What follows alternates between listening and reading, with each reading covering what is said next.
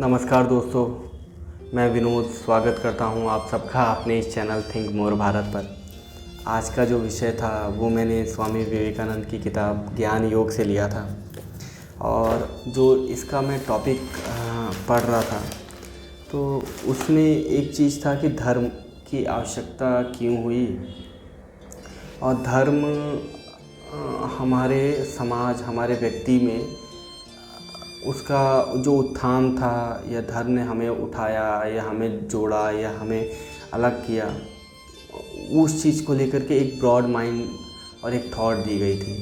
तो जैसा विवेकानंद जी बोल रहे हैं कि जब उन्होंने और आगे विस्तृत रूप में इसको देखा, भारत के बाहर भी धर्म को, तो उन्होंने इसको दो रूपों में अलग किया। एक था कि पितृ पूजा में और एक था उन्होंने प्रकृति पूजा में।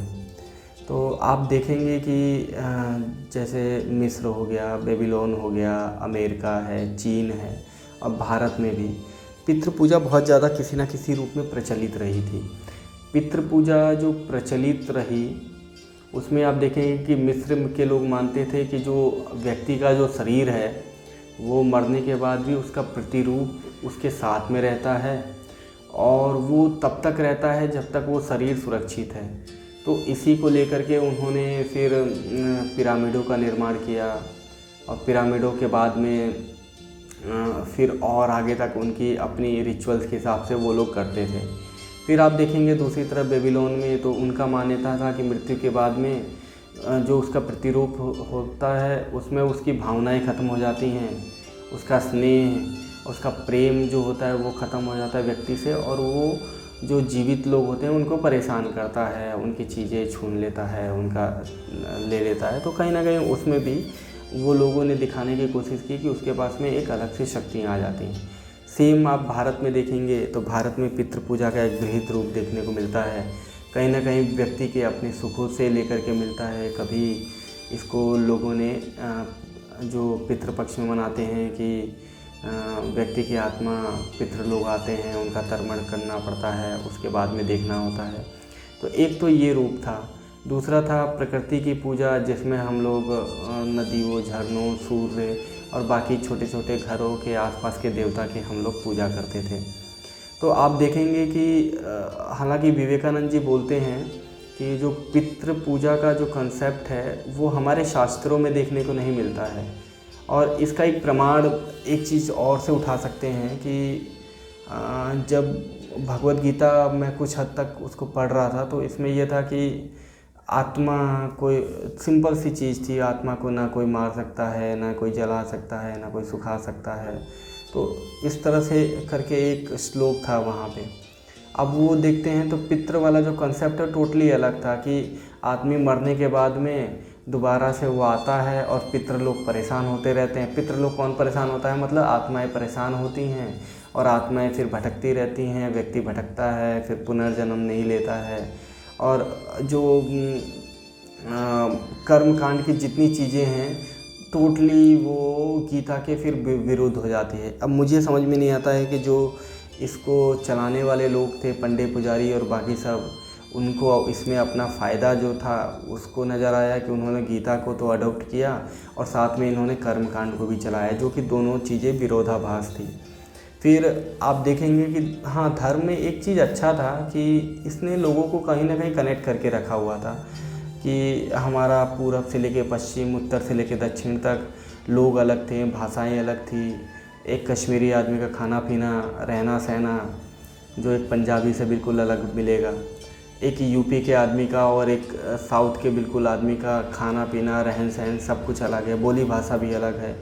लेकिन आप देखेंगे कि इंडिया में फिर भी लोग एक दूसरे को यूनाइट मानते हैं और अपने आप को एक कनेक्ट महसूस करते हैं। हालांकि आप देखेंगे कि सेम संस्कृतियों वाले यूरोप में उनके अपने देश हैं, उनके अपने कल्चर हैं, संस्कृतियाँ भी सेम है, वो चीज़ नहीं होता है।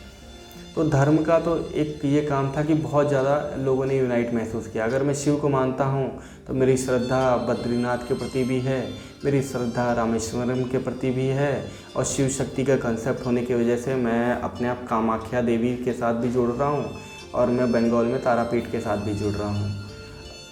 अगर मेरी कृष्ण में आस्था है तो मैं वृंदावन में भी मेरा ध्यान है। मेरी श्रद्धा जो है वो गुजरात में जो द्वारकापुरी है उसके प्रति भी है, और मेरी श्रद्धा जो है जगन्नाथपुरी के प्रति भी है। तो धर्म में आप देखेंगे कि प्रारंभ से लेकर अभी तक जितने लोग थे, रियासतें अलग थी, जातियां अलग थी, लोग अलग थे, लेकिन कहीं ना कहीं वो लोग कम से कम एक भौगोलिक इकाई के रूप में अपने आप को कनेक्ट मान रहे थे। लेकिन आप देखेंगे कि जितनी भी चीज़ें हैं मनुष्य ने कहीं ना कहीं उसके ऊपर जाने का प्रयास किया हमेशा से। मनुष्य पितृ पूजा भी कर रहा था तो उसमें एक ब्रॉड माइंड ये देखेंगे कि मनुष्य जब पितृ पूजा कर रहा था तो ये मानता था कि इस प्रकृति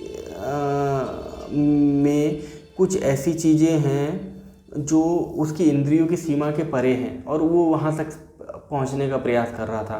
प्रकृति की पूजा भी उसने तभी प्रारंभ किया क्योंकि उसका मानना यह था कि प्रकृति भी उसकी अपनी इंद्रियां जो कि सीमित है, जो सीमित चीज़ें हैं उसके ऊपर है। ऐसे बौद्धों के साथ में देखेंगे कि बौद्धों का आत्मा में तो विश्वास नहीं था, लेकिन उनका ये था कि कुछ ऐसी चीज़ें ध्यान में जाने के बाद में मिलती हैं जो इन इंद्रियों के परे होती है और जो उनकी सोचने की और उनके बौद्धिक स्तर की क्षमता को इस हद तक बढ़ा देती है कि नॉर्मल लोगों के लिए वो सोचना मुश्किल हो जाता है, और जो ज्ञान की प्राप्ति वहाँ पे मिलती है। अब बात जब करें कि हमारे यहाँ के क्या हुआ, जब कर्मकांड में ज़्यादा लोग फंस गए, जब कर्मकांड में लोग ज़्यादा फंसे तो फिर कुछ लोगों का तो इसमें ज़्यादा फ़ायदा हुआ जो कर्मकांडी लोग थे। जो लोग सत्ताओं पे काबिज थे उनको भी कर्मकांड वालों ने रोक लिया। फिर जो निम्न स्तर के जो प्राणी थे उनको निम्न ही रहने दिया गया, फिर उनको कभी मंदिर से भगाया गया, कभी उसके आसपास नहीं भटकने दिया गया, उनकी लड़कियों को देवदासियों तक में भी बनाया गया। बहुत सारे ऐसे कल्ट देखने को मिल रहे हैं।